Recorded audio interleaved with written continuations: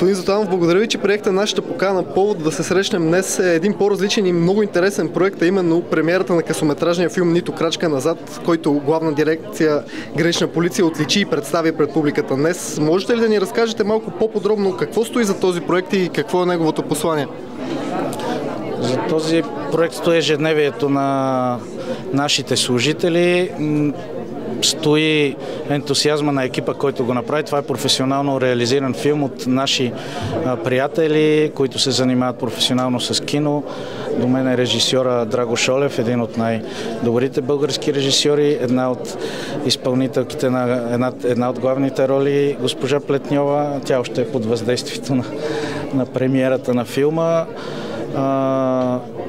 Това е филм, който е направен, за да се види, да бъде в една специална категория, 15-минутен късометражен филм, в която категория е изключително трудно за нас като зрители да си представим, че режисьора и сценариста и екипа могат да разкажат една история, която после при гледането зрителите да бъдат докоснати от нея и да разберат какъв е заряда.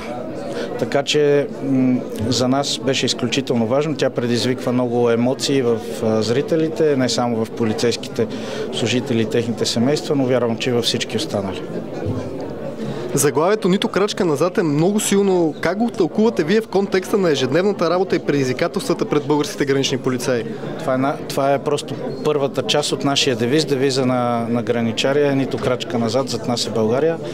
Това е слоган, това е най-известната ни реплика, в която всички знаем. Така ни започва и ни завършва деня. Така че продуцентите и режисьора избраха нашия девиз за заглавие на филма.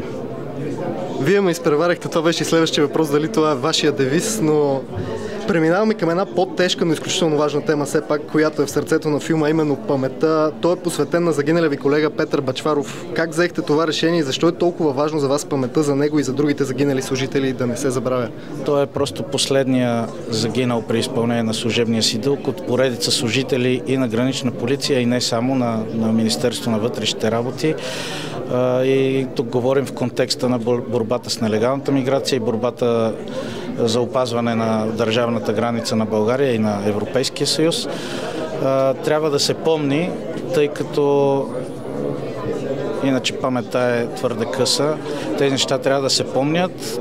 Филмът е направен в негова памет, но разказва друга история. Не искахме това да бъде документално повторение на случката и на инцидента, при който той загина.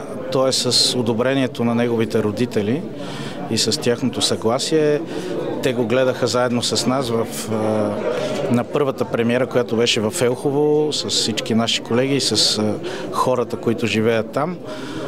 Изключително много го харесаха и благодариха за това, че сме го посветили на техния син. Доколко филмът успява да улови автентично реалността и напрежението по българската граница до ден днешен? Филмът е абсолютно автентичен. Той се развива на истинските места, в нашите поделения. Заснете с пълната подкрепа на Главна дирекция Гранична полиция. Допуснахме екипа навсякъде, докъдето това е възможно, както до самата държавна граница, така и в нашите поделения, снимане вътре в поделението с участието на наши истински служители, истинските ни автомобили и истинската ситуация, в която те работят денонощно. А щом филмът показва тази реалност, какво въздействие се надявате то да има върху зрителите? Надяваме се да има всякакъв тип въздействие върху зрителите, да има коментари. Естествено, някои ще го приемат положително, други ще го приемат отрицателно. Важното е това нещо да се показва и да се разказва. Подобен на предния въпрос, но смятате ли, че изкуството и киното могат да бъдат мост между институция като вашата и широката публика, за да се разбере по-добре работата на граничен служител?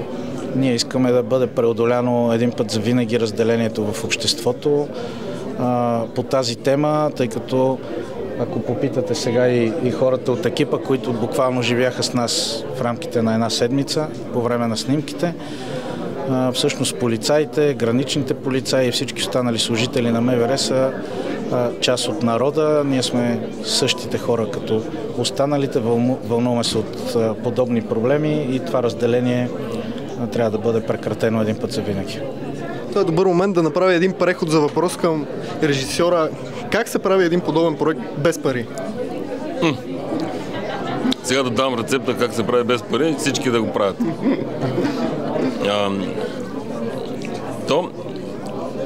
Ние трябва по-скоро да разберем как да ги правим с пари, защото стига вече без пари. Това, което ние тук бяхме поканени, и господин Златанов казва, ние сме участвали безкористно. Тоест, участвали сме в името на това да покажем граничарите, българските граничари като герои и като хора, които се жертват в някаква форма. Тоест, за тях това да покажем, че тяхната професия не е просто бизнес, а е как се казва, кауза, отдаденост, с която част от тях, слава Богу, малка част, стават жертва. И много важно нещо, което всъщност може би трябва да се каже, е, че те не са жертва на емигрантите, защото емигрантите са също жертви. И надявам се и филма така да го показва това, защото те са друга форма на жертви. Те бягат от режими, от различни други там политически, икономически причини, но просто те са поставени в такава ситуация, че накрая се получава такава една трагична история. И това всъщност е интересно от гледна точка на кино да направиш. Да няма добри и лоши, а да бъде малко по-сложно, както е в живота. И малко по-страничен въпрос, но въпреки това във вашата компетенция. Как успяхте да накарате актьорите за толкова малко време да усетят ролите си, да разберат какво означават те? С правилен подбор на правилните хора. Това е до голяма степен тайна на режисурата. Да избереш правилните хора, да избереш правилните места и те нещата сами си стават. И последен въпрос към господин Златанов. Благодаря ви за този откровен разговор. Пожелавам успех на филма, но все пак в контекста на глобалната сигурност влияят ли конфликтите в Украйна, в Близкия изход върху естеството на миграционния натиск по нашите граници и усложняват ли се те допълнително? Усложняват ли работата ви? Винаги влияят. Понякога пряко, понякога косвено, но, например, конфликта и войната в Украйна влияе до такава степен, че целият трафик, целият бизнес, трафика на стоки минава, не може да мине северно от Черно море и се налага да минава южно от Черно море и да влезе в Европа и това означава да минава през българо-турската граница.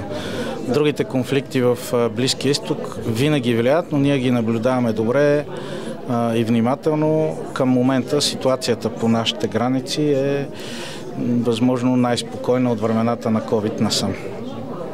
Благодаря ви за разговор, господин Златанов, и пожелавам отново успех на филма и на всички замесени.